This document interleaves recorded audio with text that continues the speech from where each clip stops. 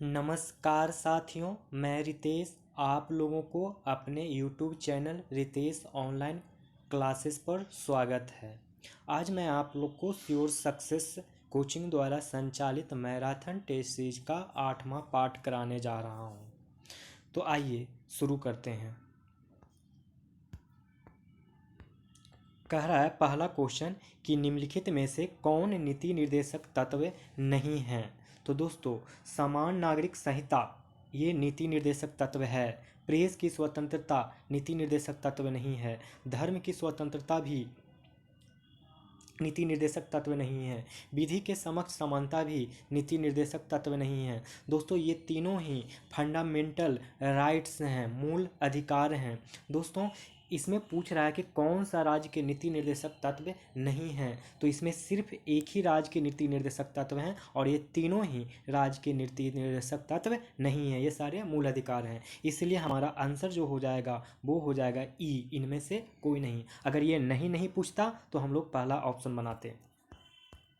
निम्नलिखित में से किसकी संस्तुति पर भारतीय संविधान में मूल कर्तव्य शामिल किया गया है। तो ये दोस्तों है, इसका आंसर होगा स्वर्ण सिंह समिति की। निम्नलिखित में किसकी संस्तुति पर भारतीय संविधान में मूल कर्तव्य शामिल किया गया है। तो वो हो जाएगा स्वर्ण सिंह समिति। दोस्तों, ये जो मूल कर्तव्य है ये 42वां अमेंडमेंट यानी 42वां संविधान संशोधन 1976 के अनुसार ये अमेंडमेंट करके मूल कर्तव्य को जोड़ा गया था। और ये हमारे संविधान के भाग 4 के का और 51 के का आर्टिकल संख्या 51 का होगा और भाग होगा 4 का में शामिल किया गया है। दोस्तों, इस राज्य मूल कर्तव्य को हम लोग ने रूस से लिया है। कहाँ से लिया है? रूस से लिया है। भारत के संविधान के किस भाग में मौलिक कर्तव्य उल्लेखित है? अभी मैंने आपको बता दिया कि ये भाग 4 में है। भारत के संविधान के किस भाग में मौलिक कर्तव्य उल्लेखित है? भाग 4A में।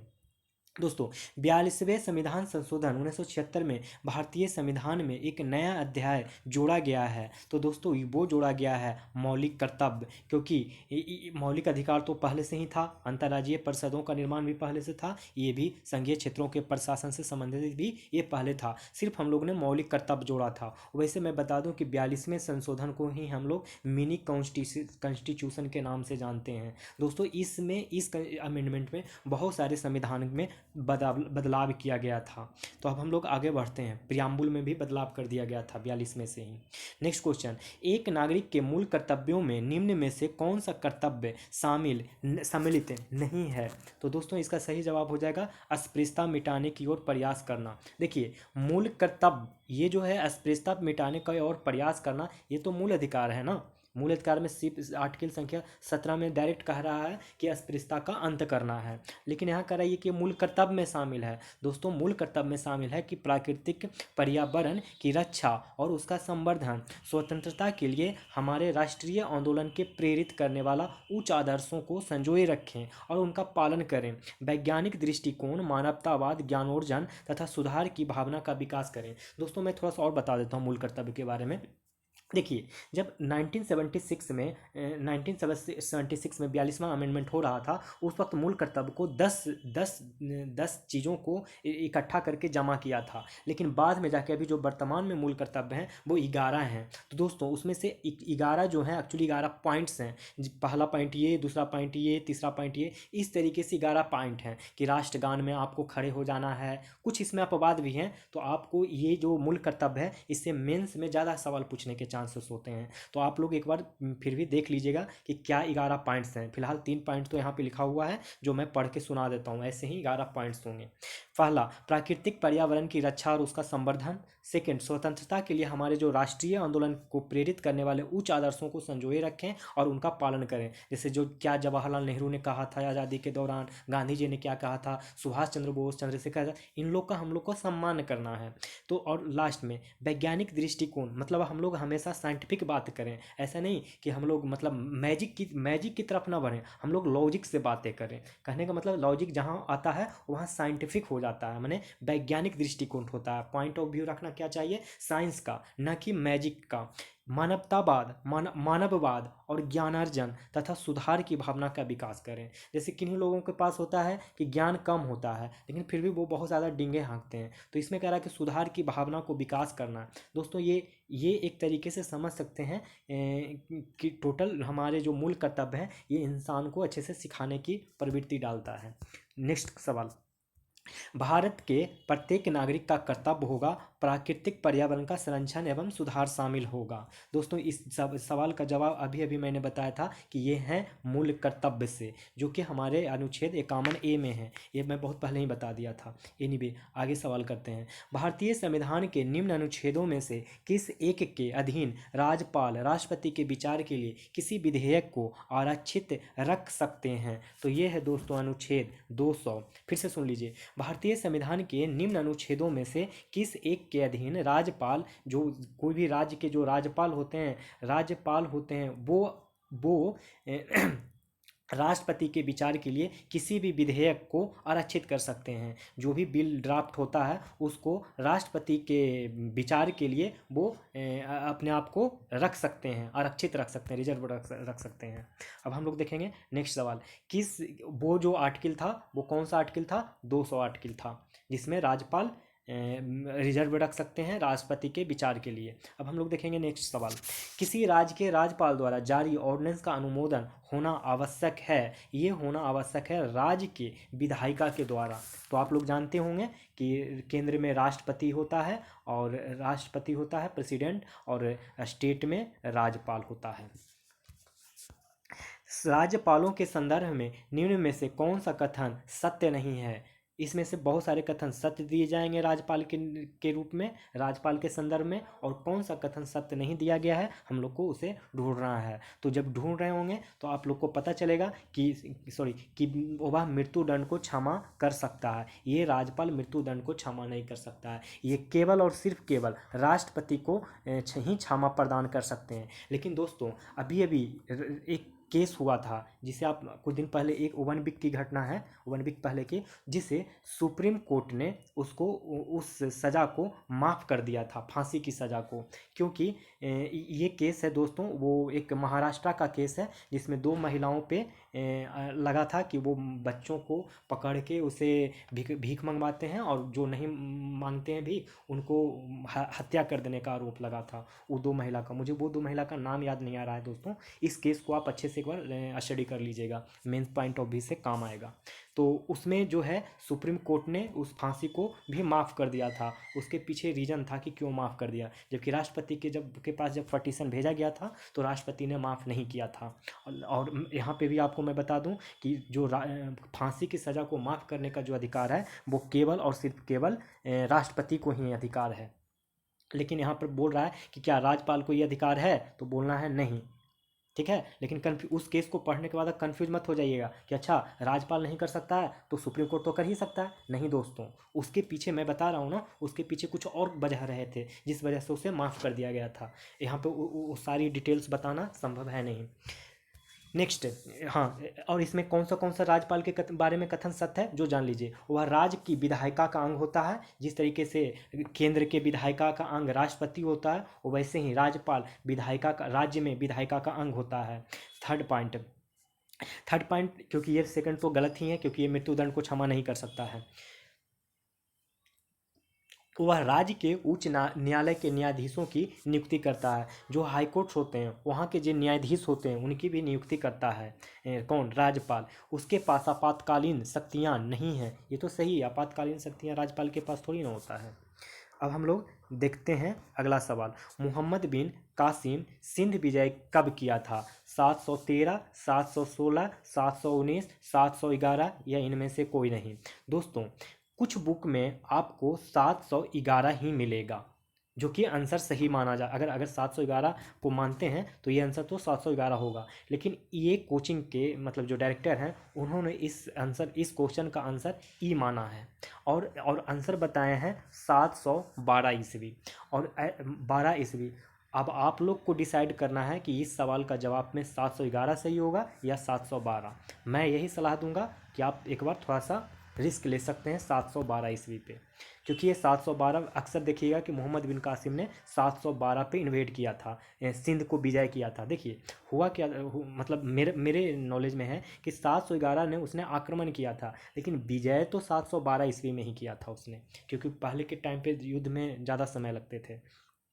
निम्नलिखित में कौन भारत के राष्ट्रपति की इच्छा तक ही बने रह सकते हैं? तो दोस्तों इसका भी आंसर हो जाएगा ऑप्शन नंबर ई, ऑप्शन नंबर ई। अगला क्वेश्चन, भारत के संविधान में निम्न में किसके विरुद्ध अभियोग चलाने का प्रावधान नहीं है? तो राज्य के राज्यपाल के विरुद्ध आप अभियोग नहीं चला सकते हैं। भारत के संविधान में निम्न में से किसके विरुद्ध अभियोग चलाने का प्रावधान नहीं है? तो राज्य के राज्यपाल के विरुद्ध।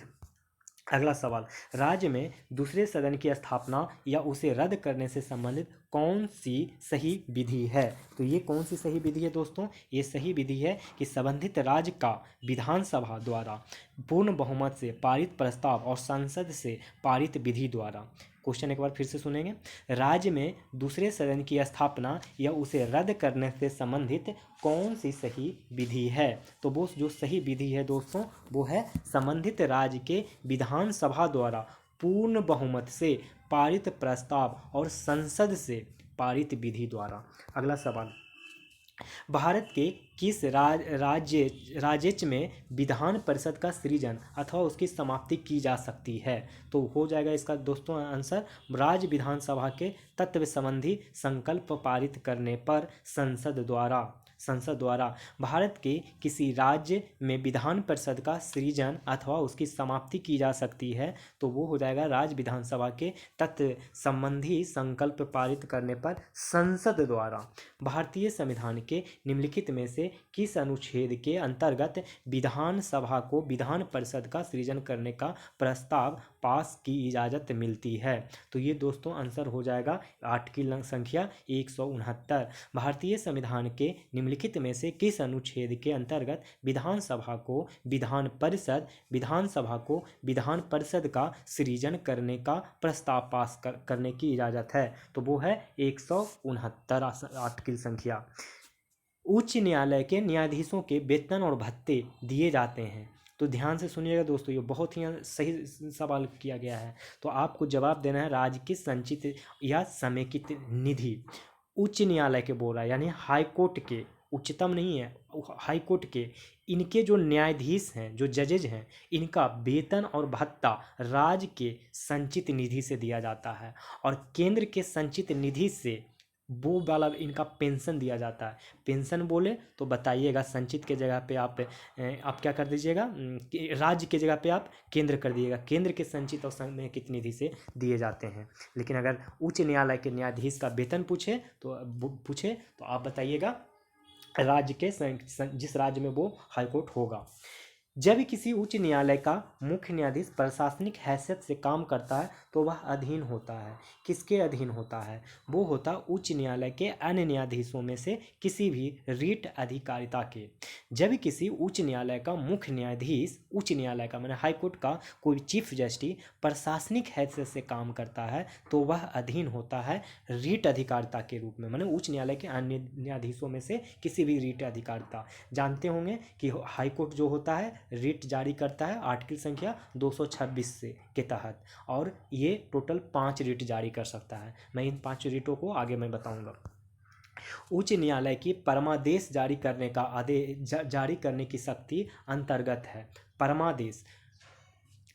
परमादेश जारी करने की शक्ति के अंतर्गत है, तो कौन सा अंतर्गत है दोस्तों? तो इसका आंसर हो जाएगा ई। पूछ रहा है कि ये संवैधानिक अधिकार है कि सांविधिक अधिकार है कि मूल अधिकार है कि मूल कर्तव्य है, तो आप बताएंगे ऑप्शन नंबर ई। अब आगे देखते हैं, वो एक ऐसी याचिका जो न्यायपालिका द्वारा जारी की जाती है, एक याचिका है जो न्यायपालिका द्वारा जारी की जाती है तथा जिसमें कार्यपालिका से कहा जाता है कि वह ऐसा करे जो उसे प्रदत्त शक्तियों के अंतर्गत करना चाहिए। तो इसका सही जवाब हो जाएगा मैंडमस। दोस्तों मैं इस क्वेश्चन को थोड़ी देर में आपको क्लियर करता हूँ नेक्स्ट सवाल में। आपको, अब घबराइए मत। मैंडमस बस खाली आप यहाँ पर याद रखिए कि मैंडमस कहा जाता है। एक बार मैं क्वेश्चन को फिर से पढ़ देता हूँ। एक ये ऐसी याचिका जो न्यायपालिका द्वारा जारी की जाती है तथा जिसमें कार्यपालिका से कहा जाता है कि वह ऐसा कार्य करे जो उसे प्रदत्त शक्तियों के अंतर्गत करना चाहिए था, उस रीट को क्या कहते हैं? मैंडमस। आप घबराइए मत, मैं सब ये मैंडमस क्या है, को वारंटो क्या है, ये सब हम समझा देते हैं, आप टेंशन मत लीजिए। अब अगला सवाल देखिए, इसमें मैं सब एक्सप्लेन कर देता हूँ, ध्यान से सुनिएगा। इसमें देखिए दोस्तों, पहले तो क्वेश्चन पढ़ के मैं आप लोग को सुनाता हूँ। निम्न में से कौन एक रीट न्यायालय में कार्यवाही लंबित होने की दशा में लागू की जाती है? दोस्तों इसका आंसर आप पहले जान लीजिए, प्रतिषेध यानी प्रोहिबिशन। दोस्तों अब मैं इसको पूरी तरीके से डिटेल में समझाने जा रहा हूँ, इसलिए आप लोग अच्छे से सुनिएगा। और इसमें एक दो क्वेश्चन नहीं, ढेर सारे क्वेश्चन फंसते हैं, तो आप कंफ्यूज ना हो जाए, इसलिए अच्छे से सुनना है। सबसे पहले यहाँ पे देखिए, परमादेश बोल रहा है, उत्प्रेषण बोल रहा है, प्रतिषेध बोल रहा है, अधिकार परीक्षा भी बोल रहा है। ये तो हिंदी में लिखा हुआ है, लेकिन क्वेश्चन ना अब अंग्रेजी में लिख के फंसाने लगा है। परमादेश नहीं देगा, जैसे इसके जस्ट पीछे वाले सवाल को देखेंगे 19, तो उसमें हिंदी कहाँ लिखा हुआ था? उसमें तो अंग्रेजी लिखा हुआ था। हैबियस कॉर्पस लिखा हुआ था, प्रोहिबिशन लिखा हुआ था, मैंडमस लिखा हुआ था, को वारंटो वहाँ पता नहीं था, इसलिए मैंने उस क्वेश्चन को छोड़ दिया और 20 नंबर में आ गया समझाने के लिए। तो देखिए, सबसे पहले आप याद ये रखो कि परमादेश को अंग्रेजी में क्या बोलेंगे? दोस्तों इसको बोलेंगे मैं थोड़ा अच्छे से लिख देता हूँ ताकि आप लोग को कन्फ्यूजन ना हो आज के बाद से कुछ भी।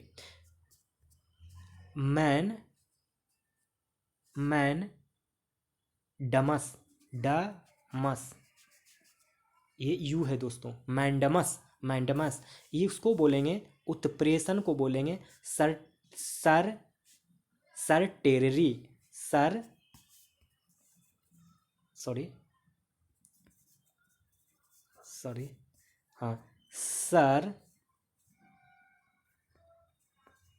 टोरारी,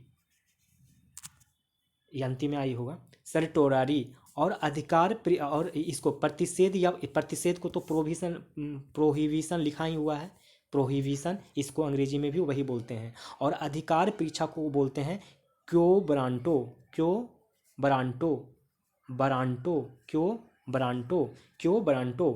अब एक ठो और होता है बंदी प्रत्यक्षीकरण। क्या होता है? बंदी प्रत्यक्षीकरण। सॉरी, मैं मिट गया, मैं हल्का सा सबको लिख देता हूँ। इसको क्या पढ़ेंगे? मैंडमस। क्या पढ़ेंगे? मैंडमस। इसको क्या पढ़ेंगे? उत्प्रेषण को सरटोरारी इसको पढ़ेंगे। पर इसका प्रोविजन लिखा हुआ है। अधिकार परीक्षा को क्यों बरांटो क्यों बरांटो। एक होता है बंदी प्रत्यक्षीकरण, इसको अंग्रेजी में पढ़िएगा हैवियस कॉर्पस। देखिए, इसको पहले अंग्रेजी में बहुत अच्छे से याद रख लिया। परमादेश मैंडमस, उत्प्रेषण सरटोरी, प्रतिषेध प्रोहिबिशन, अधिकार परीक्षा क्यों बरांटो और बंदी प्रत्यक्षीकरण हैवियस कॉर्पस। बंदी प्रत्यक्षीकरण हैवियस कॉर्पस, अधिकार परीक्षा क्यों बरांटो, उत्प्रेषण सरटोरी, परमादेश मैंडमस, प्रतिषेध प्रोहिबिशन। तो आप लोग इसको इंग्लिश में याद कर लिए होंगे, इसका चाहें तो आप नोट्स बना लीजिए। अब सुनिए, परमादेश का मतलब क्या होता है दोस्तों? जब भी इसका मतलब बुझे तो उसका अर्थ होगा हमारा आदेश। अब ये सोच रहे हो कि किसका आदेश? हमारा आदेश मतलब हमारा कौन है? दोस्तों ये हमारा या तो सुप्रीम कोर्ट होगा या तो हाई कोर्ट होगा, इसके अलावा और कोई नहीं हो सकता। ना हम, ना आप, ना कोई मिनिस्टर, कोई भी नहीं। तो हमारा आदेश बोले का मतलब सुप्रीम कोर्ट। परमादेश का क्या मतलब होगा? हमारा आदेश। अच्छा, ये हमारा आदेश क्या होता है? यह आदेश तब जारी किया जाएगा जब कोई सरकार, ध्यान से सुनिएगा, कोई सरकार या उसका कोई उपकरण, माने सरकार में कोई सिस्टम होता है ना, जैसे सरकार में अभी नरेंद्र मोदी हैं, इनका कोई उपकरण है, राज्य सचिव हो गए या केंद्र सचिव हो गए जिनको कहते हो, या फिर कोई आईएएस ऑफिसर हो गया, कोई आईपीएस हो गया, तो कोई सरकार या उसका कोई उपकरण, अथवा इतना ही नहीं, न्यायालय की बात करें तो जो सुप्रीम कोर्ट और हाई कोर्ट के जो अधीनस्थ यानी कि सब ऑर्डिनेट कोर्ट होते हैं, जैसे district court, session court, lower court होते हैं, या कोई निगम मतलब या कोई लोक प्राधिकरण अपने कर्तव्य के निर्वहन में असफल हो जाए, तब न्यायालय इस प्रकार के आदेश में कानूनी कर्तव्यों का पालन करने का आदेश देता है। इसी को तो कहते हैं कि कोर्ट ने स्वतः संज्ञान ले लिया, तो वो क्या है? मैंडमस। मैंडेमस का मतलब समझ में आ गया। ये आदेश कौन जारी करेगा, या तो सुप्रीम कोर्ट या हाई कोर्ट। और ये सुप्रीम कोर्ट ये पांचों प्रकार के रीट को जारी कर सकता है, जो मैंने अभी पांच लिखा ना, 1 2 3 4 5। मैंडेमस, सेटोरी, प्रोहिबिशन, कोबरांटो, ये प्रोहिबिशन है दोस्तों, प्रोहिबिशन, प्रोहिबिशन, क्योबरांटो, बंदी प्रत्यक्षीकरण, हैबियस कॉर्पस। तो मैंडेमस का मतलब समझ में आ गया कि ये होता है माने हमारा आदेश, माने ये ऑर्डर पास कर देगा। अब देखिए, जो ये 18 नंबर क्वेश्चन में आप पढ़े थे कि उच्च न्यायालय की परमादेश जारी करने की शक्ति के अंतर्गत क्या है, तो वो एक प्रशासनिक अधिकार टाइप का था। और यहाँ पे आप पढ़े होंगे प्रशासनिक हैसियत के अधिकार से 17 नंबर क्वेश्चन में, कि जब किसी उच्च न्यायालय का मुख्य न्यायाधीश प्रशासनिक हैसियत से काम करता है तो वह अधीन होता है, किसके अधीन होता है, उच्च न्यायालय के अन्य न्यायाधीशों में किसी भी रीट अधिकारता। माने रीट जो जारी करता है उसको आप समझ सकते हैं कि वो उसका अधिकार है, प्रशासनिक अधिकार है। ठीक है, तो आपको परमादेश समझ में आ गया। तो चलिए अभी हम इसको मिटा देते हैं परमादेश को। अब हम बताते हैं आपको उत्प्रेषण। उत्प्रेषण यानी कि सिरेटोरी। अच्छा, इस सिरेटोरी का मतलब क्या होगा? इसमें होता है कि सुप्रीम कोर्ट और हाई कोर्ट द्वारा अधीनस्थ न्यायालय, माने सुप्रीम कोर्ट सबसे बड़ा कोर्ट कौन हो गया, सुप्रीम कोर्ट, इसके बाद हाई कोर्ट, और इसके बाद डिस्ट्रिक्ट कोर्ट, और इसके बाद session court, and after last में, एक मिनट, मैं बहुत घोच पोच हो गया इसलिए आपको समझ नहीं पा रहे होंगे, मैं थोड़ा सा लिख देता हूँ। देखिए, सबसे जो बड़ा कोर्ट होगा वो होगा दोस्तों सुप्रीम कोर्ट। कौन होगा? Supreme court. और उसके बाद होता है हाई कोर्ट, उसके बाद होता है डिस्ट्रिक्ट कोर्ट, उसके बाद होता है सेशन कोर्ट, ये सुप्रीम कोर्ट नहीं है, सेशन कोर्ट है, उसके बाद लोअर कोर्ट। देखिए, सुप्रीम कोर्ट का सब ऑर्डिनेट कोर्ट हो गया हाई कोर्ट, हाई कोर्ट का सब ऑर्डिनेट कोर्ट हुआ जिसको अधीनस्थ न्यायालय बोलते हैं डिस्ट्रिक्ट कोर्ट, फिर उसके बाद सेशन कोर्ट, डिस्ट्रिक्ट कोर्ट का भी। अब मैं ये कहूँ कि सुप्रीम कोर्ट का, सॉरी, ये जो लोअर कोर्ट है ये भी अधीनस्थ न्यायालय है, यानी सब ऑर्डिनेट है सुप्रीम कोर्ट का, ये बात भी सही है दोस्तों। तो सबसे बड़ा न्यायालय कौन है? सुप्रीम कोर्ट, उसके बाद हाई कोर्ट, उसके बाद डिस्ट्रिक्ट कोर्ट, उसके बाद सेशन कोर्ट, उसके बाद लोअर कोर्ट। तो दोस्तों इसमें क्या होता है कि सुप्रीम कोर्ट या तो हाई कोर्ट, क्योंकि रीट तो दो ही को जारी करेगा, सुप्रीम कोर्ट या हाई कोर्ट, बाकी सब कोर्ट से लेना देना नहीं है, बाकी सब तो उसके अधीनस्थ हो जाएंगे। हाई कोर्ट भी सुप्रीम कोर्ट का अधीनस्थ हो जाता है, लेकिन हाई कोर्ट को भी पावर दिया गया है रीट जारी करने के लिए। तो जो सुप्रीम कोर्ट और हाई कोर्ट द्वारा अधीनस्थ न्यायालय है, या कोई भी ट्रिब्यूनल, जैसे आप सुनते होंगे एनजीटी, नेशनल ग्रीन ट्रिब्यूनल, इस तरीके का जो भी ट्रिब्यूनल होते हैं, या जो अर्ध न्यायिक प्राधिकरण होता है, उनके द्वारा कोई अगर आदेश जारी कर दिया गया है, मान के चलिए ये सेशन कोर्ट ने कोई आदेश, ऑर्डर पारित किया, तो इस ऑर्डर को भी वो बदल सकते हैं। कौन? सुप्रीम कोर्ट और हाई कोर्ट, माने रद्द कर सकते हैं। यही है उत्प्रेषण, रीट जारी कर सकते हैं। तो ये आप समझ गए उत्प्रेषण। अब देखिए, अब आपको समझाते हैं प्रतिषेध यानी कि प्रोहिबिशन। इसका मतलब क्या होता है दोस्तों? इसका मतलब होता है स्टे ऑर्डर। मतलब जो आप सुनते होंगे कि स्टे, कोर्ट ने स्टे करवा दिया, ये वही स्टे ऑर्डर है। जैसे अगर मैं बात करूं कोई एग्जाम्स वगैरह होते हैं, जैसे अभी एपीओ का माहौल चल रहा है बीपीएससी के लिए, तो उसने क्या कोर्ट ने कर दिया है कि उस मेंस पे स्टे लगा दिया है कि आप तब तक नहीं हो सकता एग्जाम स्टे का, तब जब तक कि उस रिजल्ट को, मतलब जो कोर्ट में केस हुआ है उसका फाइनल ना हो जाए। तो इसी को कहते हैं प्रोहिबिशन। शायद आप प्रोहिबिशन का मतलब समझ गए होंगे। सुप्रीम कोर्ट जैसे कोई भी मतलब जब केस हो गया और केस होने के बाद अगर कोर्ट उसको स्टे ऑर्डर ले लेता है तो वही कहलाता है प्रतिषेध यानी प्रोहिबिशन। अब एक बच गया है अधिकार, दो और बच गया है, एक बच गया है अधिकार परीक्षा, जिसको कहते हैं क्यू ब्रांटो। दोस्तों देखिए, क्यू ब्रांटो क्या होता है? इसका अर्थ होता है अपना अधिकार, आपका अधिकार क्या है। क्यू ब्रांटो क्या क्या मतलब हो गया कि आपका अधिकार क्या है, ये हो गया क्यू ब्रांटो। इसमें क्या होता है जो देखिए बताता हूँ। आपने एक मूवी देखा है खिलाड़ी नंबर 786? उसमें उसमें क्या होता है, जो अक्षय कुमार होते हैं जब उनकी एंट्री होती है तो दिखाया जाता है कि वो पुलिस वाले वर्दी में होते हैं और गुंडों को धड़ाधड़ मार रहे होते हैं।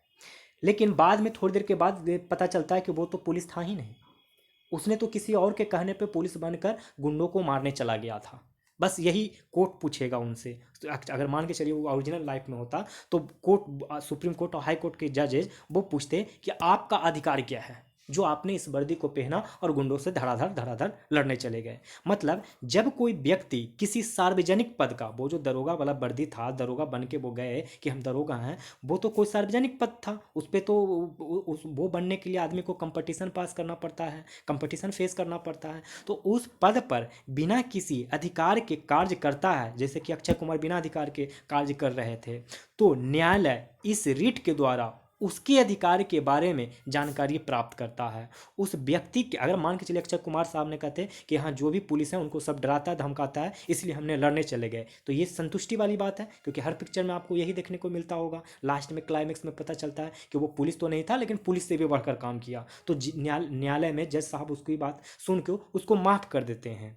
और अगर संतुष्ट नहीं हुए जज साहब तो उनके कार्य करने पर रोक लगा सकती है। तो ये हो गया हमारा क्या, ये हो गया हमारा अधिकार परीक्षा यानी क्यू ब्रांटो।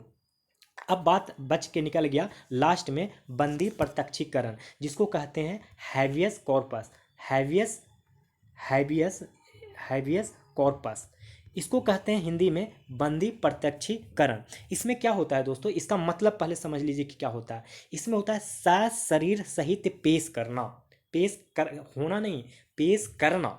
इसमें क्या होता है, मान के चलिए आपको किसी ने गिरफ्तार कर लिया, मतलब अरेस्ट कर लिया कोई पुलिस वाले ने। अब वो पुलिस वाले से गिरफ्तार कर लिए तो उनकी मजबूरी है कि 24 घंटा के अंदर आपको मजिस्ट्रेट के सामने सशरीर पेश करना। सशरीर का पेश करने का मतलब आपको पूरा कंप्लीट बिना मारे पीटे आपको 24 घंटा के अंदर मजिस्ट्रेट साहब के पास आपको ले जाके हाजिरी देना है। अगर उसने पाया, जज मजिस्ट्रेट साहब को लगा कि नहीं ये इसकी जो अपराध गिरफ्तारी है वो मतलब गलती से गिरफ्तार कर लिया गया है, तो आपको रिहा कर दिया जाएगा। ये है हमारे 5 रीट। दोस्तों ये जो 5 रीट हैं या तो सुप्रीम कोर्ट जारी करेंगे या हाई कोर्ट जारी करेंगे। अगर सुप्रीम कोर्ट ने जारी किया तो वो अनुच्छेद 32 के तरह से, अगर हाई कोर्ट ने ये 5 रीट जारी किया तो वो आर्टिकल संख्या 226 के तहत। ये पांचों बहुत ही इंपॉर्टेंट सवाल है दोस्तों, इसको इंग्लिश और हिंदी दोनों में आप याद करेंगे। इसका प्रॉपर नोट्स बना लीजिए ताकि आपको भविष्य में इसको रिवाइज कर सकें। तो मेरे हिसाब से अब ये सारे रीट आपको याद हो गए होंगे और समझ भी गए समझ। अब देखते हैं 21 नंबर क्वेश्चन। हिंद भारत की जनता के संदर्भ में हिंदू शब्द का प्रथम बार प्रयोग किसने नहीं किया था दोस्तों, किसने नहीं किया था? यूनानियों ने नहीं किया था, कि चीनियों ने नहीं किया था, कि रोमवासियों ने नहीं किया था, कि अरबों ने नहीं किया था? दोस्तों इसका ऑप्शन ई हो जाएगा, क्योंकि अरब और यूनान वाले और रोम वाले ये लोग जो थे, इन लोग हमेशा हिंदू शब्द का ही प्रयोग किया था, इसलिए ऑप्शन इसका ई हो जाएगा। दोस्तों आप लोग को बता दूं कि जो अरबी लोग इन लोग आते थे तो बीच में जब इंडिया का जो बॉर्डर हुआ करता था इस साइड का, इधर तो यहाँ पर से एक सिंधु नदी गुजरता था, और इस सिंधु नदी को उन लोग सी को सी नहीं बोलते थे, सा को हा बोलते थे। इन लोग का प्रोनाउंसिएशन सा बोलने नहीं आता था, हा बोलने आता था, इसलिए सिंधु को छोड़ के हिंदू हिंदू बोलने लगे। अब हुआ क्या कि इस सिंधु नदी के इस साइड में हमारा भारत था, हमारा भारत था, तो लोग बोलते थे कि मैंने अगर हम लोग बोलते तो क्या बोलते, सिंधु नदी के उस पार वाला स्थान, तो मैंने सिंधुस्तान बोलेंगे, सिंधुस्तान। तो लोग ने सिंधु को सिंधु नहीं बोला, हिंदू बोला, और बोला हिंदुस्तान, माने हिंदू जो इंदस नदी है, सिंधु नदी है, उसके पार रहने वाले लोग। तो ये इस तरीके से नामकरण होता है। अगला, निम्न में कौन चंदेल शासक महमूद गजनवी से पराजित नहीं हुआ था? विद्याधर। निम्न में से कौन चंदेल शासक महमूद गजनवी से पराजित नहीं हुआ था? विद्याधर। दोस्तों किसने एक तरफ संस्कृत मुद्रा लेख के साथ चांदी के सिक्के निर्गत किए थे? दोस्तों इसका सही जवाब हो जाएगा महमूद गजनवी। किसने एक तरफ संस्कृत मुद्रा लेख के साथ चांदी के सिक्के निर्गत किए थे? महमूद गजनवी।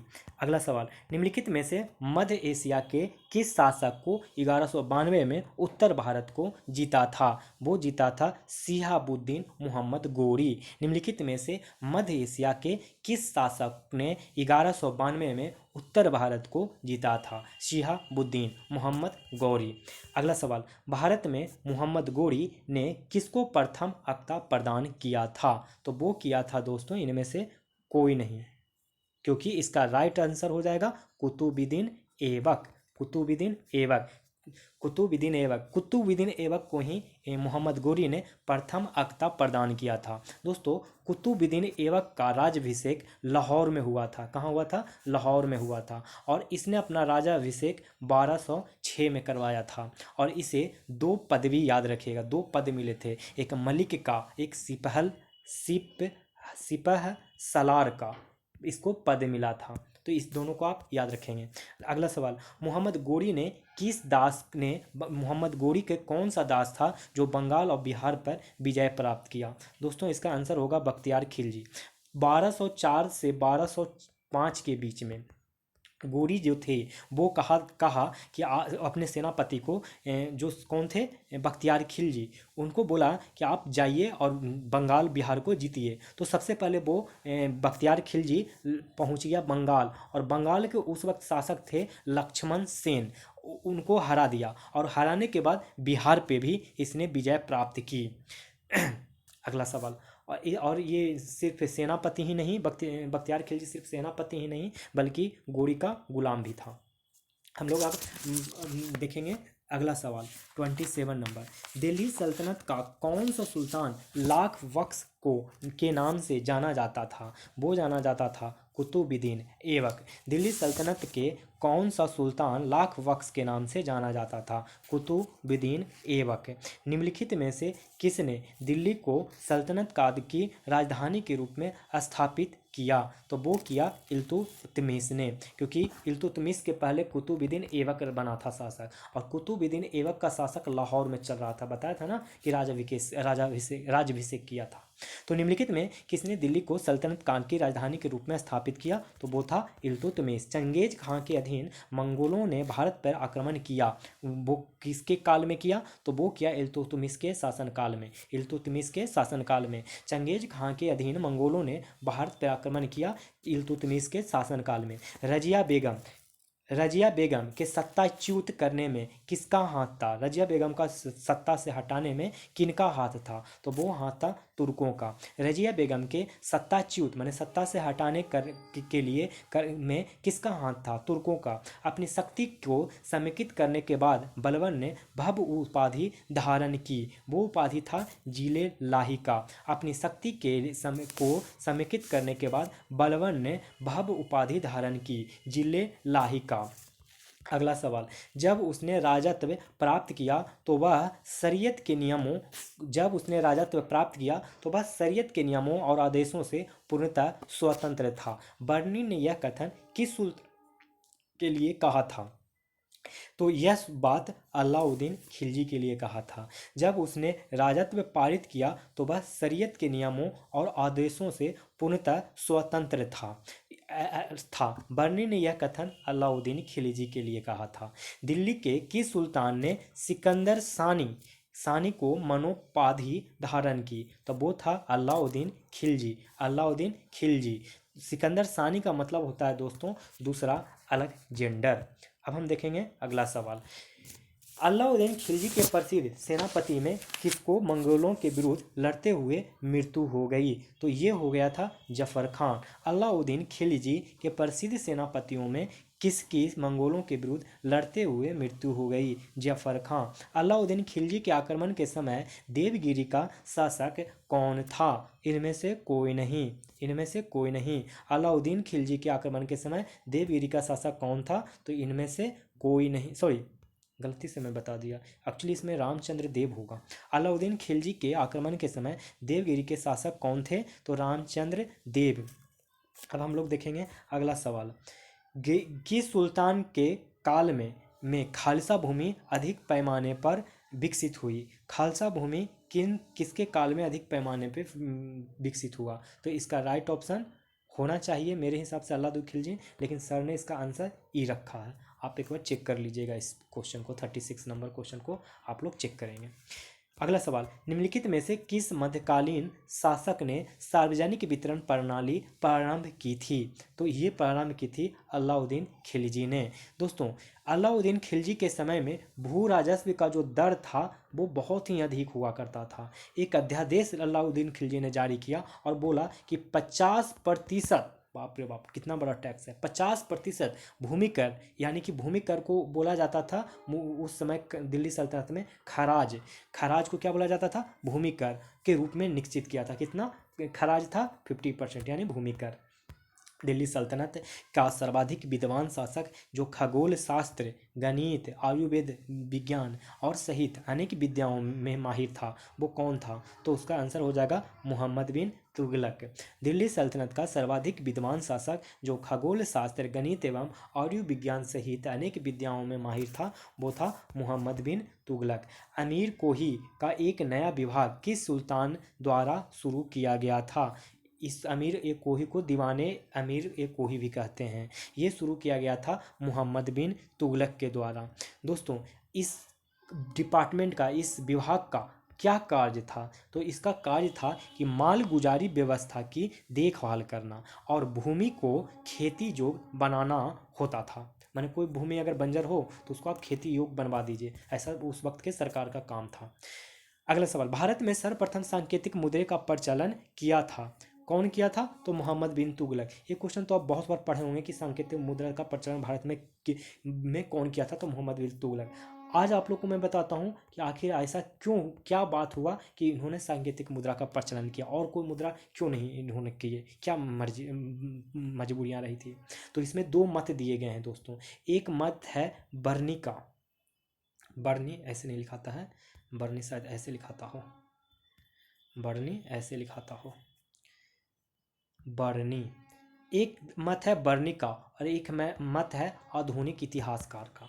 पहले बर्नी का मत बताता हूँ। उन्होंने कहा था कि खजाने के धन की कमी और साम्राज्य विस्तार की नीति को कार्य रूप में परिणत करने के कारण मोहम्मद बिन तुगलक को मुद्रा चलाना पड़ा। वहीं आधुनिक इतिहासकार कहते हैं कि अंतर्राष्ट्रीय बाजारों में चांदी के अभाव के कारण इसका प्रचलन किया गया था। तो आपको जिसके हिसाब से जाना है जाइए, दोनों ही बातें मैंने बता रखा है।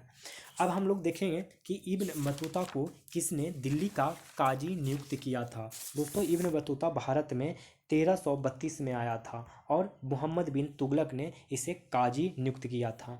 घड़ी को ही गृहकर बोला जाता है। लगाने वाला दिल्ली का प्रथम सुल्तान कौन था? तो वो था अलाउद्दीन खिलजी। इसी को पैसा की लालच ज़्यादा था। और एक और कर इसने लगाया था, चरी। चरी का मतलब होता है चारागाह कर। तो अगर कोई पूछे घड़ी कर और चरी कर तो बताइएगा अलाउद्दीन खिलजी। चरी कर क्या होता है? तो चारागाह का। घड़ी कर क्या होता है? तो गृह कर। इतिहासकार बैदानियों ने की मृत्यु पर कहा कि सुल्तान को अपनी प्रजा से और प्रजा को सुल्तान से मुक्ति मिल गई, तो वो मोहम्मद बिन तुगलक के लिए कहा था।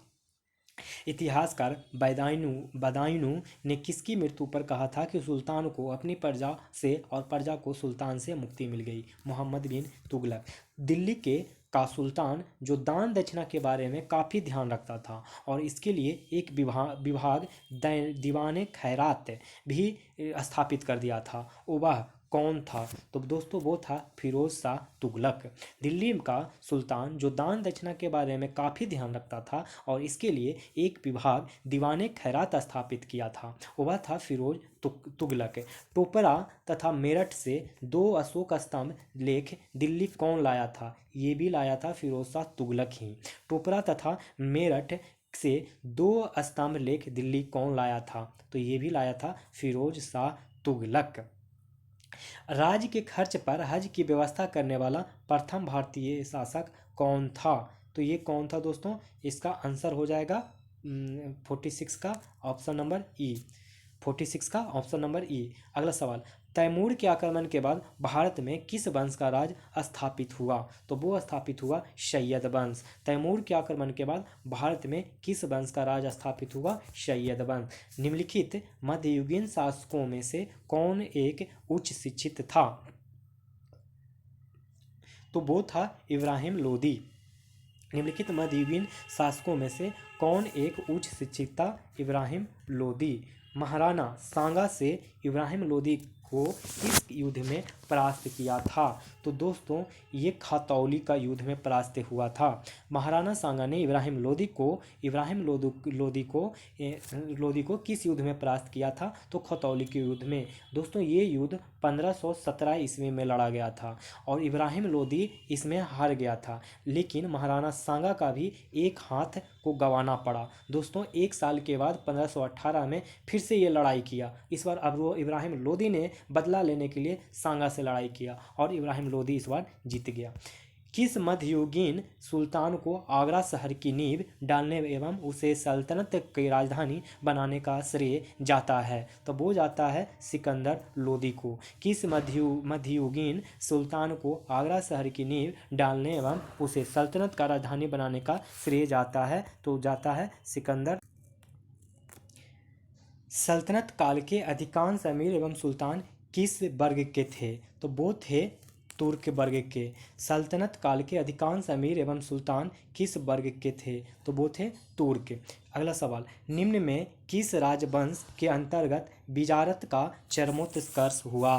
तो वो हुआ तुगलक के टाइम पे। निम्न में किस राजवंश के अंतर्गत बिजारत का चरमोत्कर्ष हुआ? तुगलक। सल्तनत काल में भू राजस्व का सर्वोच्च ग्रामीण अधिकारी कौन था? तो वो था चौधरी। सल्तनत काल में भू राजस्व का सर्वोच्च ग्रामीण अधिकारी कौन था? चौधरी। सल्तनत काल में फवाजिल का अर्थ था। सल्तनत काल में फवाजिल का अर्थ क्या था? तो ये था इक़्तादारों द्वारा सरकारी खजाने में जमा की जाने वाली अतिरिक्त राशि। इक़्तादारों द्वारा सरकारी खजाना में जमा की जाने वाली अतिरिक्त राशि। फवाजिल का क्या अर्थ था? तो इक़्ता द्वारा सरकारी खजाने में जमा की जाने वाली अतिरिक्त राशि। अलाई दरवाज़ा का निर्माण किस सुल्तान ने करवाया था? अलाई दरवाज़ा का निर्माण अलाउद्दीन खिलजी ने करवाया था। अलाउद्दीन खिलजी ने अलाई दरवाज़ा का निर्माण करवाया था। भारत में सर्वप्रथम जो शुद्ध इस्लामी शैली के निर्मित हुआ था, प्रथम मकबरा जो शुद्ध इस्लामी शैली में निर्मित हुआ था वो था बलबन का मकबरा। बलबन का मकबरा।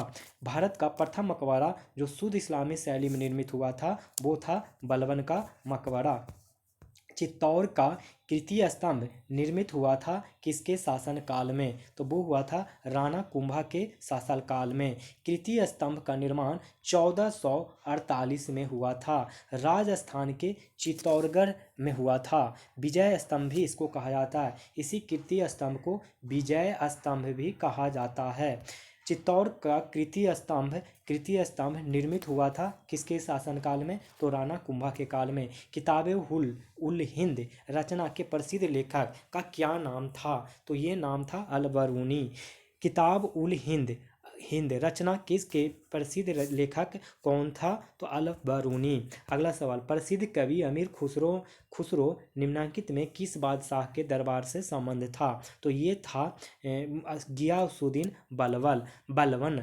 प्रसिद्ध कवि और अमीर खुसरो निम्नलिखित में से किस बादशाह के दरबार में संबंध था? गियासुद्दीन बलबन। नई फारसी काव्य शैली सबक ए हिंदी अथवा हिंदुस्तानी शैली के जन्मदाता कौन थे? अमीर खुसरो। नई फारसी काव्य शैली सबक ए हिंदी अथवा हिंदुस्तान शैली के जन्मदाता अमीर खुसरो। दोस्तों देखिए अमीर खुसरो बार बार आ रहा है, मैं इसके बारे में थोड़ा इतिहास बता देता हूँ, आप लोग याद रखेंगे। इनका ये क्वेश्चन पूछा जाता है जो मैं अभी अमीर खुसरो के बारे में बता रहा हूँ। इनका जन्म 1253 में यूपी का एक जगह है एटा, यहाँ पे जन्म हुआ था। कहाँ पे जन्म हुआ था? एटा में, 1253 में। इस एटा जगह पे, इस यूपी के एटा में, इस एटा जगह पे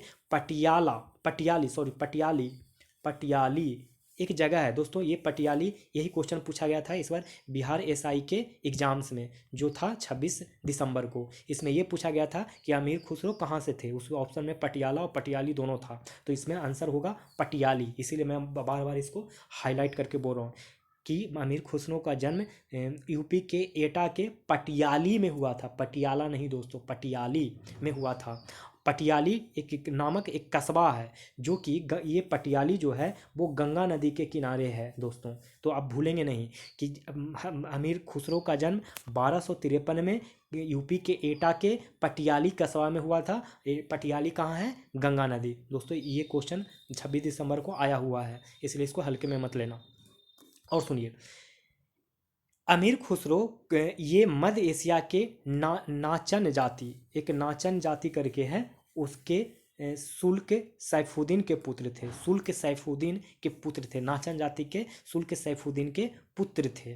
इन्होंने, इनके बारे में ऐसा कहा जाता है इतिहासकारों द्वारा कि ये 7 सुल्तानों का शासनकाल देखा था। तो अब इसके हिसाब, मेरे हिसाब से अब आपको अमीर खुसरो के बारे में बहुत सारी जानकारी मिल गया होगा परीक्षा की दृष्टि से। हिंदी खरी बोली जाने का जनक अभी अभी बताया, अमीर खुसरो, इसमें कोई दिक्कत नहीं है। निम्न भाषाओं में किस भाषा को दिल्ली सुल्तानों ने संरक्षण प्रदान किया था? तो वो प्रदान किया था फारसी भाषा को।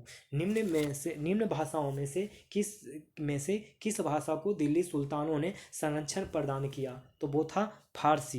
राज्य के नीति निर्देशक तत्व सिद्धांतों को भारतीय संविधान में शामिल किए जाने का उद्देश्य था, तब वो उद्देश्य था सामाजिक और आर्थिक प्रजातंत्र को स्थापित करना। अगला सवाल, कल्याणकारी राज्य की संकल्पना का समावेश भारत के संविधान में है। राज्य के नीति निर्देशक तत्वों में कल्याणकारी राज्य की संकल्पना का समावेश भारत के संविधान में है। राज्य के नीति निर्देशक तत्व में, नीति निर्देशक तत्व सिद्धांत है, वो सिद्धांत है, वाद योग नहीं है। माने आप इसमें कानून, मतलब अगर आपको नीति निर्देशक तत्व फुलफिल नहीं हो रहा है तो आप कोर्ट में जाके केस नहीं कर सकते हैं। भारत में निम्नलिखित में से किसके अंतर्गत पंचायती राज प्रणाली की व्यवस्था किया गया है? तो वो किया गया है राज्य के नीति निर्देशक तत्व, आर्टिकल संख्या 40 के तहत। भारत में निम्नलिखित में से किसके अंतर्गत पंचायती राज प्रणाली की व्यवस्था की गई है? राज्य के नीति निर्देशक सिद्धांत के तहत। संविधान के किस अनुच्छेद के द्वारा उद्योग के प्रबंधनों में कर्मकारों की भागीदारी का प्रबंधन दिया गया है? तो इस दोस्तों ये दिया गया है अनुच्छेद 43(1) में। संविधान के किस अनुच्छेद के द्वारा उद्योग के प्रबंधन में कर्मकारों की भागीदारी का प्रावधान दिया गया है? अनुच्छेद 43(a). तो अगला सवाल, निम्नलिखित में से कौन सा एक राज्य के नीति निर्देशक तत्व नहीं है? तो वो दोस्तों नहीं है 14 वर्ष के कम आयु के बच्चों को निःशुल्क शिक्षा, क्योंकि ये फंडामेंटल राइट है और ये ही तीनों DPSP है, direct principle of state policy, DPSP। राज्य के नीति निर्देशक तत्व मद्य निषेध, गौ संरक्षण, पर्यावरण संरक्षण, ये हैं। पारिस्थितिकी तंत्र की संकल्पना को प्रस्तावित किया था, किसने किया था? तो ये किया था टॉन्सले ने। पारिस्थितिकी तंत्र की संकल्पना को प्रस्तावित किया था टॉन्सले ने। निम्न में से कौन सा एक पारिस्थितिक संतुलन बनाए रखने में मदद नहीं करता है? तो वनों का काटना। निम्न में से कौन सा एक पारिस्थितिकी संतुलन बनाए रखने में मदद नहीं करता है? तो वनों को काटना। दोस्तों, वनोरोपण करेंगे तो संतुलन बना रहेगा, वर्षा का जल का प्रबंधन करेंगे तो बना रहेगा, जैव मंडल का भंडार करेंगे तब भी पारिस्थितिकी संतुलन बना रहेगा। अब अगला सवाल, निम्नलिखित वृक्षों में कौन पारिस्थितिकी मित्र नहीं है? पारिस्थितिकी मित्र नहीं है, इसका सही जवाब हो जाएगा यूकेलिप्टस। निम्नलिखित वृक्षों में कौन पारिस्थितिकी मित्र नहीं है? यूकेलिप्टस। पारिस्थितिकी तंत्र में तत्वों का चक्रण को क्या कहते हैं? तो वो कहते हैं जैव भू रासायनिक चक्र, जैव भू रासायनिक चक्र। पारिस्थितिकी तंत्र में तत्वों के चक्रण को क्या कहते हैं? जैव भू रासायनिक चक्र। जैव विविधता के संदर्भ में भारत में निम्नलिखित में से कौन सा क्षेत्र हॉट स्पॉट माना जाता है? तो ये माना जाता है अंडमान निकोबार द्वीप समूह। जैव विविधता के संदर्भ में भारत में निम्नलिखित में से कौन सा क्षेत्र हॉट स्पॉट माना जाता है? अंडमान निकोबार द्वीप समूह। जीव मंडल आरक्षित परिरक्षण क्षेत्र है, वो कहाँ है? तो ये है आनुवंशिक विभिन्नता के, जीव मंडल आरक्षित परिरक्षण क्षेत्र है, ये है आनुवंशिक विभिन्नता के। निम्नलिखित में से कौन सी प्राकृतिक रूप से पाई जाने वाली ग्रीन हाउस गैस सर्वाधिक ग्रीन हाउस इफेक्ट करती है? तो ये करती है जल वाष्प। निम्नलिखित में से कौन सी प्राकृतिक रूप से पाई जाने वाली ग्रीन हाउस गैस सर्वाधिक ग्रीन हाउस इफेक्ट करती है? तो ये हो गया जल वाष्प। कार्बन क्रेडिट का दृष्टिकोण इनमें से किसमें से शुरू हुआ? तो इसका सही जवाब होगा क्योटो प्रोटोकॉल। कार्बन क्रेडिट का दृष्टिकोण इनमें से किससे शुरू होता है? तो क्योटो प्रोटोकॉल। तो आइए दोस्तों क्योटो प्रोटोकॉल के बारे में थोड़ा सा बता दूं। ये ग्लोबल वार्मिंग द्वारा हो रहे जलवायु परिवर्तन को रोकने के लिए बनाया गया है। जापान का एक शहर है क्योटो, और उस शहर में 11 दिसंबर 1997 को, ये डेट दम पूरा दम याद रखिएगा, 11 दिसंबर 1900, ये 12 लिखा हूँ मैंने, 12वां महीना, 11 दिसंबर 1997 को अपनाया गया था ये प्रोटोकॉल को। और 16 फरवरी 2005 2005 2005 को लागू हुआ था। वर्तमान में 152 पार्टियां हैं। इस क्योटो प्रोटोकॉल में अभी 192 पार्टियां हैं। इस प्रोटोकॉल में 2012 में कनाडा इससे बाहर हो गया है। इस प्रोटोकॉल में अभी वर्तमान में कितने देश हैं? तो 192 देश हैं। और अब 2012 में अगर पूछेगा कौन सा देश बाहर हो गया है, तो आप बताएंगे कनाडा। निम्नलिखित में से कौन सी गैस वैश्विक उष्णता यानी ग्लोबल वार्मिंग के लिए उत्तरदायी है? तो ये उत्तरदायी है कार्बन डाइऑक्साइड और मीथेन। निम्नलिखित में से कौन सी गैस वैश्विक उष्णता यानी ग्लोबल वार्मिंग के लिए उत्तरदायी है? तो ये हो जाएगा कार्बन डाइऑक्साइड और मीथेन। अगला सवाल, हमारे देश के निम्नलिखित राज्यों में से किस राज्य में वन का सर्वाधिक क्षेत्र है? तो ये क्षेत्र है दोस्तों केरल में। हमारे देश के निम्नलिखित राज्यों में किस राज्य में वन का सर्वाधिक क्षेत्र है? तो वो कहाँ है? केरल में, केरल में। अगला सवाल दोस्तों, ये 80 नंबर को देखिए, इसको आप, हाँ एक सेकंड,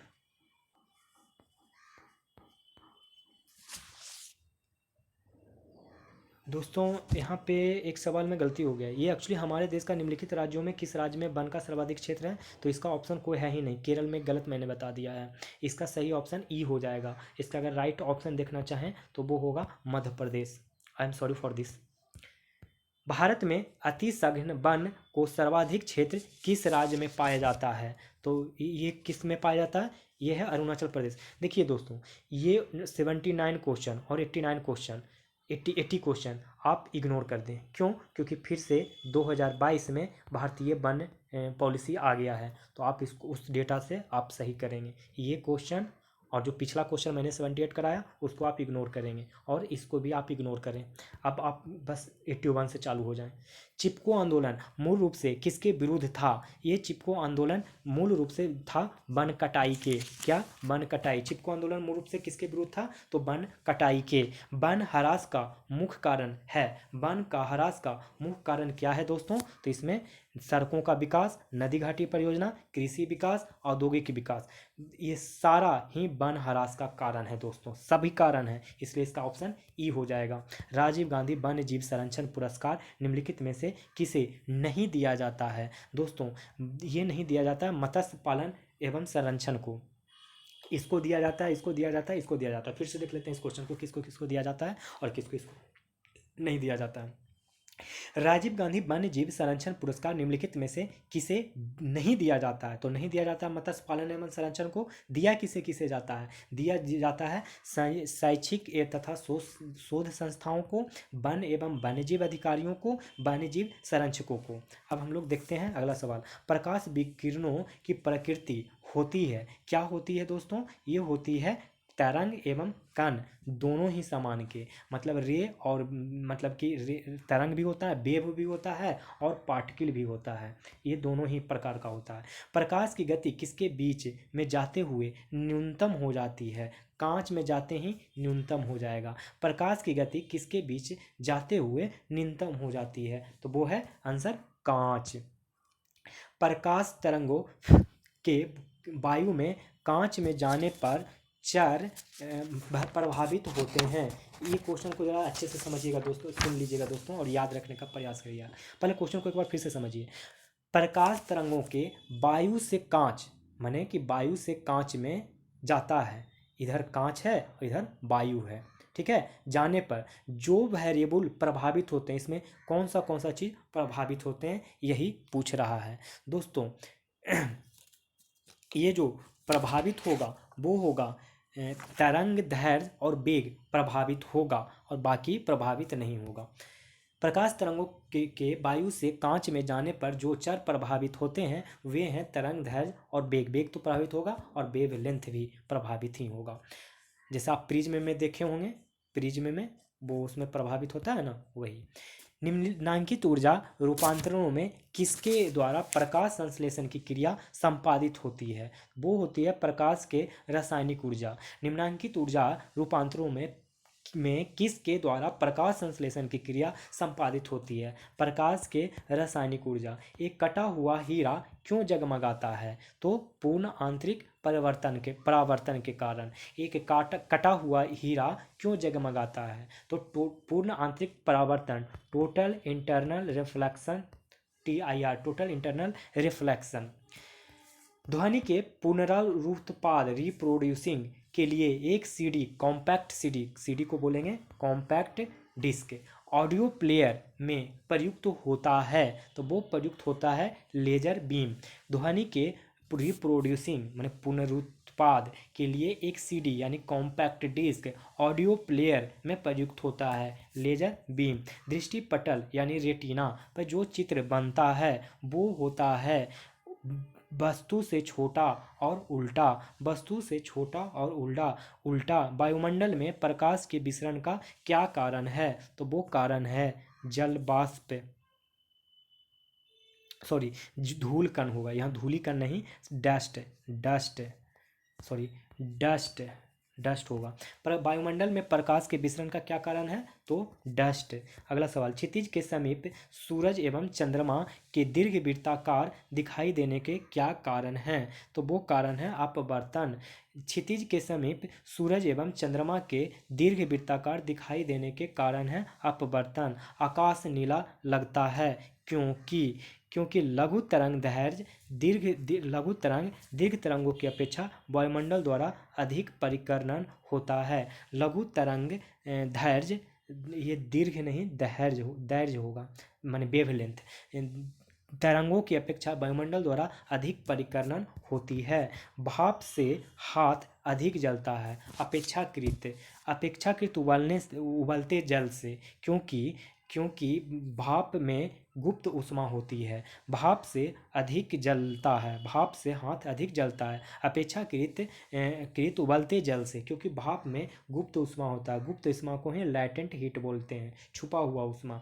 ठंडे देशों में पारे के स्थान पर अल्कोहल को तापमापी द्रव के रूप में वरीयता दी जाती है, क्योंकि अल्कोहल का द्रव्यांक निम्नतर होता है। ठंडे देशों में पारे के स्थान पर अल्कोहल को तापमापी द्रव के रूप में वरीयता दी जाती है, क्योंकि अल्कोहल का द्रव्यांक निम्नतर होता है।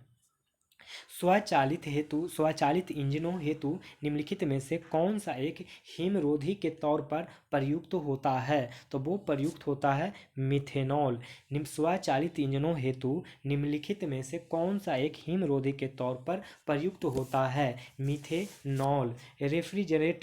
रेफ्रिजरेटर में खाद्य पदार्थों ताज़ा रखने हेतु सुरक्षित तापमान है। तो वो है, इसमें से कोई ऑप्शन में नहीं होगा। इसका सही ऑप्शन याद रखिएगा 4 डिग्री सेंटीग्रेड। रेफ्रिजरेटर में खाद्य पदार्थ ताज़ा रखने के लिए 4 डिग्री सेंटीग्रेड के तापमान की आवश्यकता होता है। शीशे की छड़ जब भाप में रखी जाती है तो इसकी लंबाई बढ़ जाती है,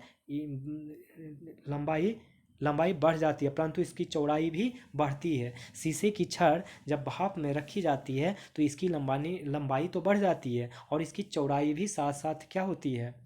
बढ़ जाती है। अगला सवाल, ठंडे के दिनों में लोहे के गुटके और लकड़ी के गुटके प्रातः काल में छुएं तो लोहे का गुटका ठंडा लगता है, क्योंकि क्या रीजन है? क्योंकि लकड़ी की तुलना में लोहा ऊष्मा का अच्छा चालक है। ठंड के दिनों में लोहे के गुटके और लकड़ी के गुटके को प्रातः काल में छुएं तो लोहा का गुटका ठंडा लगता है, क्योंकि लकड़ी की तुलना में लोहा ऊष्मा का अच्छा चालक है। अगला सवाल, तेज हवा वाली रात में ओस नहीं बनती है, क्योंकि बाष्पीकरण की दर तेज होती है। तेज हवा वाली रात्रि में ओस नहीं बनती है, क्योंकि बाष्पीकरण की दर तेज होती है। डेजर्ट कूलर द्वारा शीतलन किस पर आधारित है? तो ये आधारित है वाष्पन शीतलन पर। डेजर्ट कूलर द्वारा शीतलन किस पर आधारित है? तो वाष्पन शीतलन पर। जब पानी में नमक मिलाया जाता है तो निम्न में से कौन सा परिवर्तन होता है? तो वो क्वथनांक बढ़ता है और जमाव बिंदु घटता है। जब पानी में नमक मिलाया जाता है तो निम्न में से कौन सा परिवर्तन होता है? क्वथनांक बढ़ता है, जमाव बिंदु घटता है। थर्मस बोतल में पेय पदार्थ को कुछ समय तक उसी ताप पर रखने के लिए उसकी दीवारों पर निम्न की परत लगाई जाती है। तो वो लगाई जाती है रजत परत की। थर्मस बोतल में पेय पदार्थ को कुछ समय तक उसी ताप पर रखने के लिए उसकी दीवारों पर निम्न की परत लगाई जाती है, रजत परत की। अगला सवाल, यदि 60 वाट का बल्ब प्रति 5 घंटे प्रयोग किए जाएं तो 30 दिन में कितने यूनिट बिजली खर्च होगा? तो देखिए दोस्तों, एक ठो ये क्वेश्चन का मैं आसान सा तरीका बताता हूँ। जो भी डिजिट दिया रहेगा ना, 60 दिया हुआ है, 30 दिया हुआ है, 5 दिया हुआ, आप क्या करेंगे कि तीनों को ही आँख मूंद के मल्टीप्लाई कर देंगे और 1000 से भागा दे देंगे, और जो कट के आएगा वही आपका आंसर होगा। तो 3 तिया 9, देखिए आंसर आ गया 9, आ गया ना।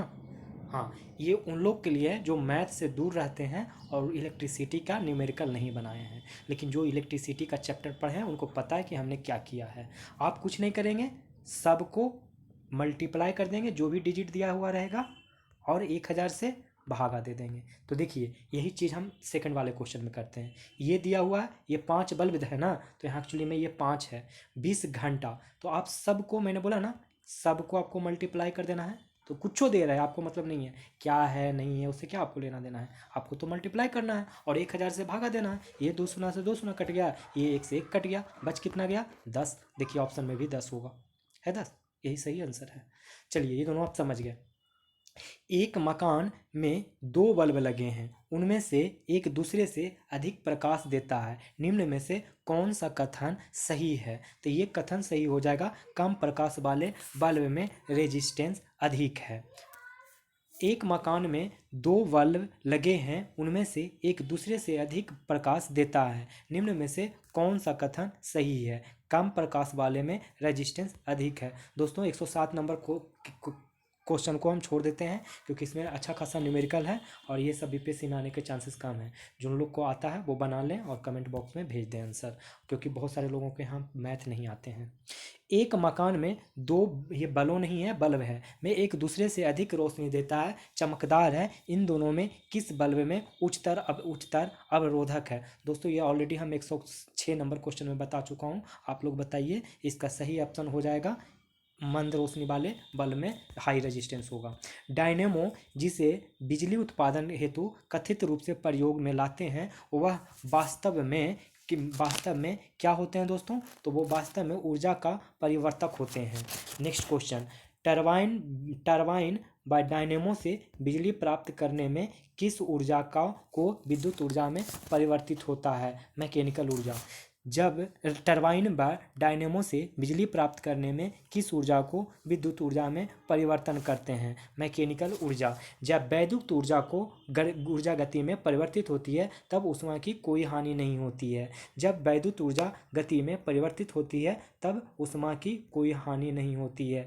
ऐसे उपकरण जो रासायनिक ऊर्जा में विद्युत ऊर्जा में परिवर्तित कर दे वो क्या कहलाता है? दोस्तों वो बैटरी कहलाता है। जो ऐसा उपकरण जो रासायनिक ऊर्जा को विद्युत ऊर्जा में परिवर्तित कर दे वह कहलाता है बैटरी। कम वोल्टेज पर कार्य करने पर विद्युत मोटर प्रायः जल जाते हैं क्योंकि वे अधिक धारा खींचते हैं जो वोल्टेज के प्रतिलोमानुपाती होता है।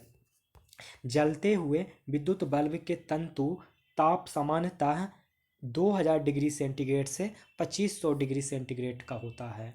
जलते हुए विद्युत बल्ब का तंतु का ताप सामान्यतः होता है 2000 डिग्री से 25000 डिग्री सेंटीग्रेड।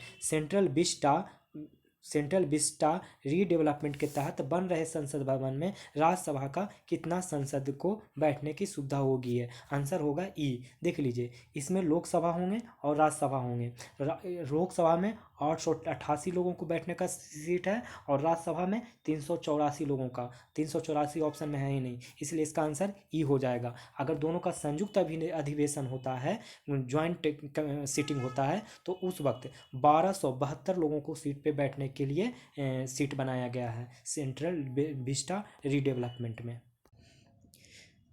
सेंट्रल विस्टा के तहत बन रहे संसद भवन का शिलान्यास कब किया गया था? तो 10 दिसंबर 2020 को सेंट्रल विस्टा के तहत बन रहे संसद भवन का शिलान्यास कब किया गया? 10 दिसंबर 2020 को।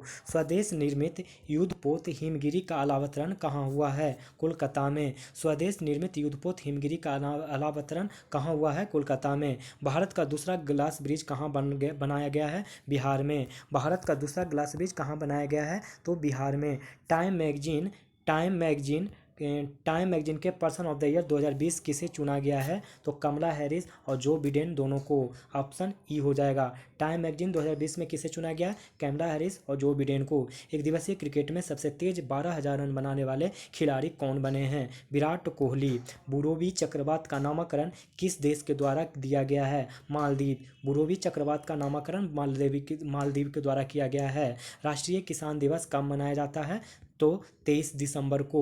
राष्ट्रीय किसान दिवस कब मनाया जाता है? 23 दिसंबर को। CMS-01 का प्रक्षेपण किसके द्वारा किया गया है? PSLV C-50 के द्वारा। CMS-01 का प्रक्षेपण किसके द्वारा? PSLV C-50 के द्वारा। कहाँ पे आयुष्मान भारत योजना के लाभ सभी परिवारों को उपलब्ध करने के लिए आयुष्मान भारत PM जय सहित सेहत योजना की शुरुआत किया गया है? जम्मू कश्मीर में। कहाँ पे आयुष्मान भारत योजना के लाभ सभी परिवारों को उपलब्ध करने के लिए आयुष्मान भारत PM जय सेहत योजना की शुरुआत किया गया है? जम्मू कश्मीर में। हाल ही में तोसाली राष्ट्रीय शिल्प मेला कहाँ हुआ है? तो उड़ीसा में। तोसाली राष्ट्रीय शिल्पी मेला तो उड़ीसा में हुआ है। दोस्तों देखिए, ये 2020 से रिलेटेड क्वेश्चन है। पद्मश्री छोड़ दीजिए, पद्म भूषण 2020 से है, ये भी छोड़ दीजिए। अब हम लोग शुरू करते हैं पराक्रम दिवस से। कब मनाया जाता है? 23 जनवरी को। प्रत्येक वर्ष की तिथि को पराक्रम दिवस मनाने का निर्णय लिया गया है केंद्र सरकार द्वारा, तो 23 जनवरी को। संयुक्त सैन्य अभ्यास कवच का आयोजन कहाँ किया गया है? तो दोस्तों इसका सही ऑप्शन हो जाएगा ई। अगला सवाल, संयुक्त सैन्य अभ्यास डेजर्ट नाइट 25 का आयोजन कहाँ किया गया है? राजस्थान में। डेजर्ट नाइट 5 अभ्यास कहाँ किया गया? तो राजस्थान में। हावड़ा कालका मेल ट्रेन का नाम बदल के क्या कर दिया गया? नेताजी एक्सप्रेस। हावड़ा कालका मेल ट्रेन का नाम बदल के नेताजी एक्सप्रेस। नीति आयोग के इंडिया इनोवेशन इंडेक्स के दूसरे संस्करण में बड़े राज्यों में प्रथम स्थान किसे मिला है? कर्नाटक। नीति आयोग के इंडिया इनोवेशन इंडेक्स के दूसरे संस्करण में सबसे बड़े राज्यों में प्रथम स्थान कर्नाटक को। किसे आयुष्मान भारत योजना का CEO नियुक्त किया गया है? RS शर्मा को। आयुष्मान भारत योजना का नया CEO नियुक्त किया गया है RS शर्मा। आदि महोत्सव यानी जनजातीय से रिलेटेड है, कहाँ उद्घाटन किया गया? नई दिल्ली। आदि महोत्सव कहाँ? नई दिल्ली में। किस देश में 1 फरवरी 2021 को सैन्य तख्ता पलट हुआ? म्यांमार में। एरो इंडिया 2021 का आयोजन कहाँ किया गया? तो बेंगलुरु में किया गया। पुस्तक the little book of the encouragement किसने लिखा? तो वो लिखा दलाई लामा ने। पुस्तक the little book of the encouragement किसने लिखा? दलाई लामा ने। विश्व कैंसर दिवस 4 फरवरी को मनाया जाता है। विश्व कैंसर दिवस 4 फरवरी को। Hindi word of the year शब्द किसे चुना गया? आत्मनिर्भर को। Hindi word of the year किस शब्द को चुना गया? आत्मनिर्भर को। तो दोस्तों ये खत्म हो गया श्योर सक्सेस कोचिंग द्वारा संचालित मैराथन टेस्ट का 8वां प्रैक्टिस सेट। जल्द ही 9वां प्रैक्टिस सेट आएगा। ये सब मैथ के क्वेश्चन हैं, आप लोग बना लीजिए और इसके आंसर मुझे कमेंट बॉक्स में भेज दीजिए। दोस्तों अगर ये वीडियो आप लोग को पसंद आ रहा हो तो लाइक करें, और अगर चैनल पे नए हों तो सब्सक्राइब करें और अपने दोस्तों को भी शेयर करें। आप लोग अच्छे से पढ़ाई करते रहें और अपना व्यक्तित्व और चरित्र ऐसा बनाएं कि महिलाएं आपके होने से सुरक्षित महसूस करें। धन्यवाद।